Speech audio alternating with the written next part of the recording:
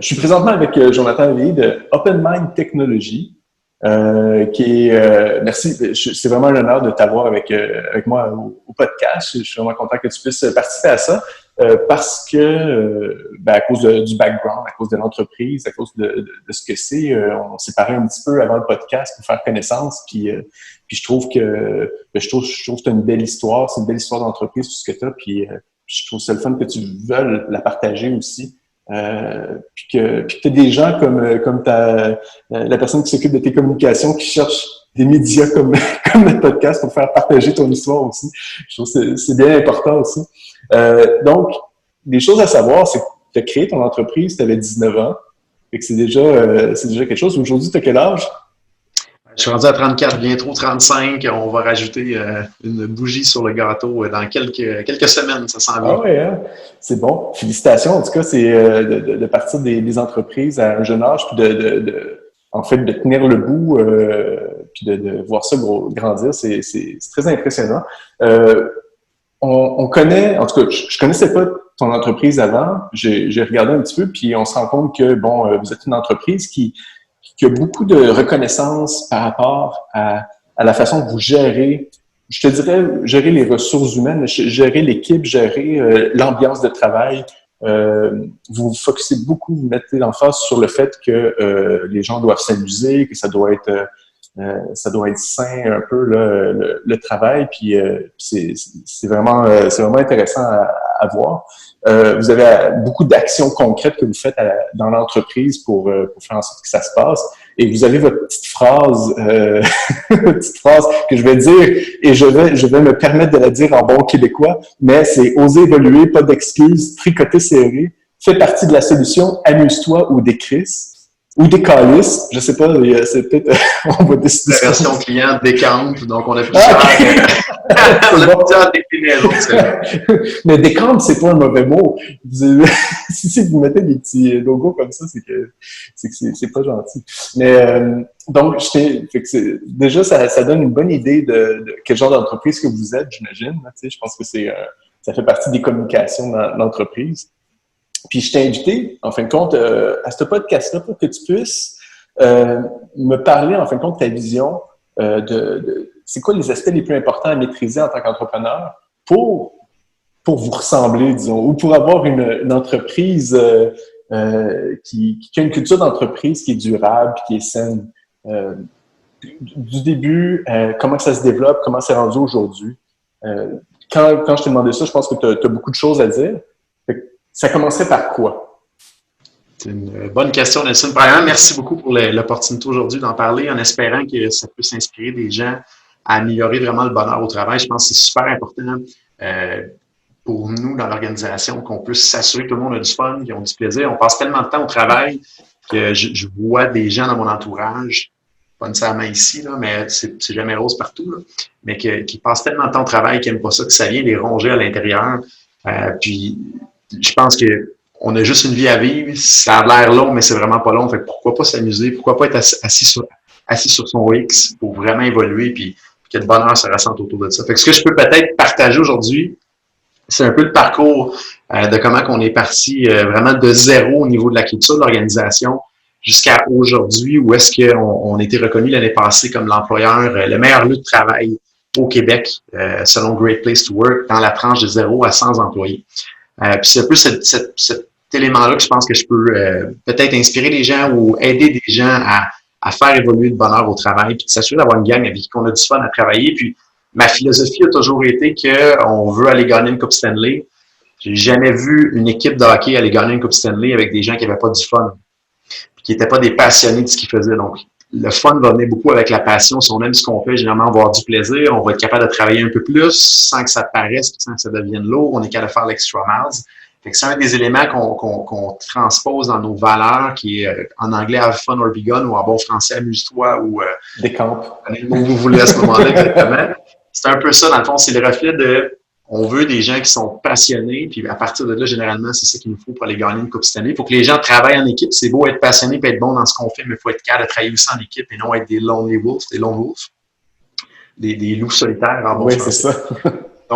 Donc j'ai eu la chance de partir, comme je disais, l'organisation il y a longtemps dans le sous-sol de chez mes parents, parce qu'on avait zéro culture, puis je savais même pas c'était quoi de la culture d'entreprise. Puis tu étais seul ou est-ce que tu étais... Oui, exactement. J'ai parti ça seul dans le sous-sol de chez mes parents.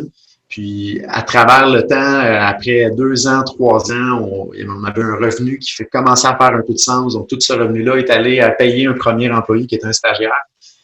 Puis, je me donnais pas de salaire. Puis, on a fait tranquillement un effet de levier avec ça pour se rendre aujourd'hui. On est une 60aine de joueurs à temps plein dans l'organisation. Mais l'histoire un peu, je le vois un peu en 3 stades de maturité au niveau des organisations. Je dirais les premières années, comme je disais, j'avais aucune idée c'était quoi la culture, comment qu'on met ça en place, c'était un concept qui était vague, puis le monde me parlait de valeurs, de mission, puis je me disais, c'est quoi cette affaire-là? On n'a pas le temps de manager ça. Puis je dirais, c'est à travers l'implantation de ça, puis des bénéfices qu'on récolte à travers ça, qu'on se rend compte que, mon Dieu, le monde qui met l'accent là-dessus, là, que c'est important d'avoir des valeurs, une mission, une vision, je pense que c'est ce qui va venir amener un petit peu l'huile sur le feu des gens passionnés. Tu sais, les gens peuvent être passionnés, ils ont une flamme, mais si on rajoute un peu d'huile, ça va faire quelque chose d'assez impressionnant. Ils ont besoin d'une raison. Là, tu sais. Exactement. Puis comment nous, on l'a vécu, ce serait les 5 premières années, puis je dis pas que c'est le parcours parfait à faire, mais si ça peut inspirer des gens et aider des gens à travers tout ça, les 5 premières années, c'était de dire, bon, mais c'est quoi qu'on veut avoir comme valeur dans l'organisation, puis c'est quoi en tant qu'entrepreneur, pour moi, les valeurs qui sont importantes. Parce que je veux pas, je vais l'avoir toujours dans le visage, cette entreprise-là. Je veux m'assurer de moi-même avoir du plaisir et être en lien avec mes valeurs personnelles. Donc, c'est de faire des petits exercices de c'est quoi les valeurs importantes pour moi. Puis après ça, de l'imposer. Puis j'aime pas ce mot-là, mais c'est un peu de la manière qu'on l'a fait au début, de dire voici c'est quoi les valeurs en quoi qu'on croit. Puis voici où est-ce qu'on s'en va, puis on part avec ça. Puis au début, on n'est pas beaucoup de monde dans l'organisation, fait qu'on commence avec ça, puis on a évolué. Le deuxième stade qu'on a fait, c'est vraiment de rendre ça collaboratif avec les gens. Donc, on avait déjà une base sur quelles étaient nos valeurs, où est-ce qu'on s'en allait, comment qu'on le ferait, mais après ça, c'est de dire comment on embarque la gang là-dedans, puis comment on amène ça au prochain stade. Et un petit exercice qu'on a fait qui, je pense, peut être bénéfique pour toute entreprise, c'est de prendre les leaders de l'organisation, les asseoir dans une pièce, puis faire un exercice avec eux. C'est ce qu'on a fait, là, de dire tout le monde en silence, chacun de leur côté, prenez une feuille blanche, un crayon, puis marquez sur papier c'est quoi les qualificatifs du joueur ou des joueurs dans l'organisation que vous trouvez les plus wow. Donc, c'est quoi les valeurs que vous reconnaissez ou les qualités que vous reconnaissez dans ces gens-là. Et là, ce qui est plaisant, c'est que le monde va dire, ben lui, il a de la discipline, lui, il est très respectueux, lui, il fait toujours l'extra miles, lui, il a du fun, puis je trouve ça plaisant, là, si je pouvais cloner cette personne-là, j'en prendrais un autre comme lui, parce que c'est plaisant avec lui, esprit d'équipe. Puis, tout le monde a mis sur papier comment il voyait le meilleur joueur qui représentait bien l'organisation ou avec qui on se plaisait de travailler. Puis après ça, on a fait des sous-groupes dans les gens pour dire, OK, regardez s'il y a des similitudes ou similarités dans ce que vous avez mis sur vos feuilles. On va mettre ça au mur. Et après ça, on va faire un brainstorm ensemble pour voir est-ce qu'il y a des grands thèmes qui se rejoignent, est-ce qu'il y a des choses qui viennent nous parler. Puis, essayer de le mettre dans une phrase qui peut se dire dans notre quotidien. Puis ça, c'est un énorme bon truc qu'on a eu d'une coach incroyable qui est Cléo Maheu de Gazelle et Scaling Up. Elle nous dit les prochaines étapes que vous faites pour les valeurs, assurez-vous que ce soit des phrases qui se disent dans votre quotidien. Puis je vais y revenir un petit peu plus tard, mais dans l'exercice qu'on a fait, c'est de regarder est-ce qu'il y avait des grands thèmes. Puis c'est là qu'on s'est rendu compte que le plaisir était super important, la passion de ce qu'on fait, puis surtout qu'on veut être certain de s'assurer qu'on ne retient pas des gens dans l'organisation qui n'ont pas de plaisir. Ça m'est déjà arrivé au début de l'organisation de tout faire pour qu'une personne s'en aille pas, puis si on n'a pas de fun, on ne la gagnera pas la Coupe Stanley. J'aime mieux avoir des gens qui sont motivés et qui veulent avancer, puis qui sont prêts à donner l'extra miles que d'avoir plein de gens dans l'organisation qui démoralisent un peu les autres et qui ne donnent pas leur plein potentiel. Fait que c'est une des valeurs qu'on s'est rendu compte, c'est qu'il faut avoir du plaisir, il faut être passionné de technologie, il faut être passionné de servir le client. Puis généralement, ça fait une gang qui est le fun. Fait que c'est de là est venue la première des valeurs, amuse-toi ou décampe, si on le met en format un peu plus corporate. Okay. Et à partir de là, on a regardé, les gens les plus wow dans l'organisation, c'est ceux qui trouvent des problèmes, mais qui mettent 90% de leur énergie sur la solution ou de tester des solutions.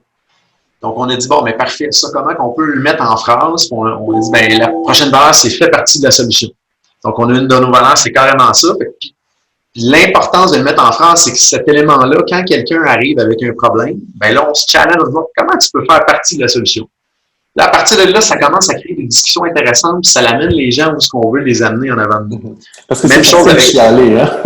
C'est facile. C'est super facile. Puis, dans mes valeurs profondes, c'est d'évoluer dans le temps, tu sais, donc d'innover, puis de trouver des solutions, puis d'essayer d'améliorer les choses. Puis j'ai une profonde aversion contre les gens qui mettent la formule inverse de 90% du temps sur le problème, 10% sur la solution. On n'avance à rien, là. Puis c'est pas le fun pour les gens. Il faut tester des choses, tester des solutions. Donc, une des valeurs qu'on a mis, c'est faire partie de la solution. Puis en le mettant en phrase, bien, ça devient dans notre langage quotidien. Fait que si j'y vais avec les 3 stades de maturité, le premier, c'est un peu l'imposition des actionnaires ou des fondateurs de l'organisation sur qu'est-ce que ça devrait être l'organisation. Le deuxième stade de maturité, c'est plus comment on fait participer l'équipe pour amener ça à un autre niveau, puis d'utiliser le cerveau collectif pour avoir des phrases qui sont wow ou avoir vraiment des énoncés qu'on peut utiliser dans notre quotidien, puis que les gens se les approprient puis disent « Hey, c'est moi qui l'a sorti cette phrase-là, puis aujourd'hui, ça fait partie du quotidien de l'organisation. » Je dirais que c'est le deuxième stade de maturité. Le troisième stade de maturité, c'est un coup qu'on a fait ça, comment qu'on s'assure que ça tienne la route, qu'on vive bien ces valeurs-là et qu'elles évoluent à travers le temps. Ce qu'on a fait dans l'organisation ici, il y a différentes initiatives concrètes. On a mis une équipe de travail qu'on appelle le Team Culture, qui s'assure en continu à chaque trimestre de tester des nouvelles choses, de bien vivre les valeurs de l'organisation, puis d'élever le bonheur de l'équipe, toujours en continu.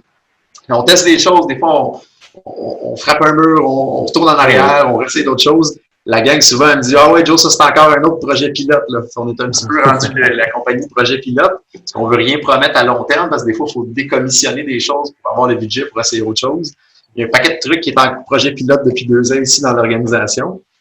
Mais c'est vraiment, on a mis le team culture en place pour que ça soit participatif et non juste l'équipe de gestion ou moi qui amène tout le temps à dire « Hey, il faudrait amener ça à un autre niveau. » Donc là, ça vit par la culture et l'évolution de la culture vit par elle-même, par un groupe de gens dans l'organisation qui vit bien les valeurs. Après ça, dans ce stade-là, le troisième stade, comment qu'on s'assure de maximiser que les gens vivent bien les valeurs? Bien, ça passe définitivement en premier par l'embauche. Puis, le deuxième point, c'est de s'assurer que s'il y a des gens qui ne vivent pas bien les valeurs, qu'on les invite rapidement à relever des nouveaux défis ailleurs. C'est une manière polie de dire c'est bon. Donc, c'est d'aligner son processus de recrutement en lien avec le test de ces valeurs-là. Fait que je dirais que pratiquement 95% des questions qu'on pose en embauche, c'est pour tester si les gens vivent bien les valeurs que nous, on croit dans l'organisation. Puis ce qu'on fait, c'est qu'à chaque trimestre, on fait un exercice qui s'appelle le top grading, qui permet de valider si les joueurs sont proches ou très alignés avec les valeurs de l'organisation, puis s'ils sont performants selon la performance qu'on s'attend de eux versus leur seniorité puis leur habitude dans le poste. Donc, ça nous permet d'avoir une photographie de l'entièreté de l'organisation à chaque trimestre pour voir quel est le pourcentage de gens qui sont très, très, très alignés sur les valeurs, lesquels le sont un peu moins puis lesquels ne le sont pas du tout. Ça nous permet à ce moment-là de prendre des actions en conséquence pour s'assurer de respecter ce que notre grand gourou Steve Jobs disait, puis ça m'a toujours frappé quand j'ai vu ça. Il disait que sa seule job à lui, c'était de s'assurer que l'équipe qui manageait était seulement des joueurs étoiles. Parce que si on laisse des joueurs qui ne sont pas étoiles rentrer dans une équipe, ce qui arrive, c'est que les joueurs étoiles n'aiment pas jouer avec des joueurs qui ne sont pas étoiles, ou des joueurs B ou des joueurs C, ce qui fait que les bons vont partir, puis ceux qui sont moins en lien avec les valeurs de l'organisation ou de l'équipe vont prendre le dessus, puis la qualité de l'équipe va rapidement diminuer. Donc, ce processus-là nous permet de s'assurer de maximiser toujours d'avoir le plus possible de joueurs étoiles. C'est pas tout rose, là. Puis tout ce que je vous dis là, ça s'est pas fait du jour au lendemain. On a fait plein d'erreurs. On a eu beaucoup d'embûches. On a froissé des gens. On a reculé sur des choses. Mais c'est un petit peu les différentes étapes ou les différents niveaux de maturité que moi, je perçois de comment une organisation devrait évoluer à travers le temps. Il y en a qui vont le faire en 1 an. Il y en a qui, nous autres, ça nous a pris 15 ans pour se rendre là. Mais des fois, juste en sachant quels peuvent être les éléments de casse-tête qu'on peut mettre en place, je pense que ça peut être bénéfique pour les gens. Puis au final, ben, ça donne une équipe qui est le fun, une équipe qui est performante. Ça donne un impact sur les familles de ces gens-là, mais sur nos clients aussi au bout de la ligne. Puis c'est un petit peu en quoi qu'on croit. Si on a une belle gang, si ça roule bien, si c'est performant, mais on a un bel impact chez les clients aussi au final. C'est le fun, ce que tu racontes.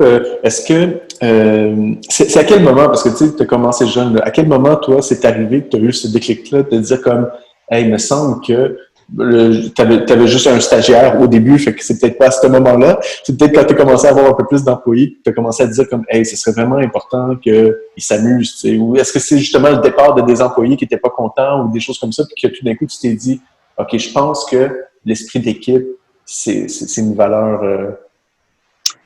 Je dirais d'apporter les valeurs en entreprise et de les définir, ça a été fait un peu par obligation, je dirais. Au départ, ça, je vous dis, au début, on impose un peu. C'est que j'étais embarqué dans un programme de coaching au niveau Gazelle Scaling Up. Puis, dans un des exercices, il fallait définir ça. Fait qu'on l'a fait. On a mis ça en place. Puis, je croyais pas du tout. Là. Puis, on va l'essayer. J'aime ça, c'est une nouvelle chose. On l'a essayé. Ça a donné un bon résultat. Ça a donné un bon leverage sur l'organisation, un bon effet de levier.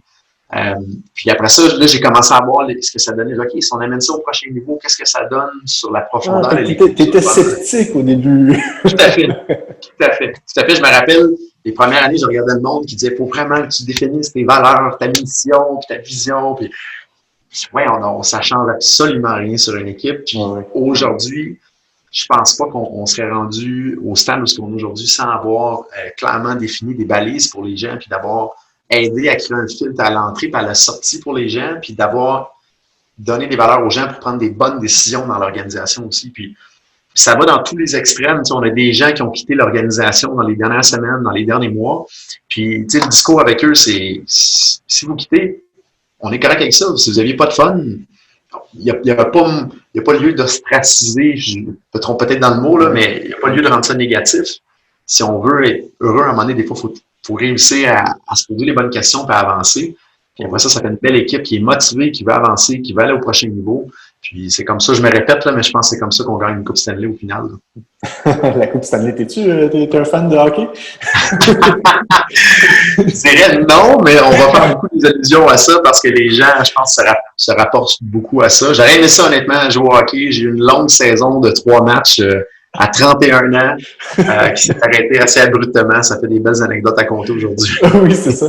Mais tu sais, en tout cas, tout ce que tu parles par rapport aux valeurs, je pense que c'est d'autant plus important aujourd'hui. Puis c'est pour ça que nous, chez Baron Mag, on en parle beaucoup là, de ce temps-ci aussi, parce que ça fait quelques années qu'on met l'emphase là-dessus.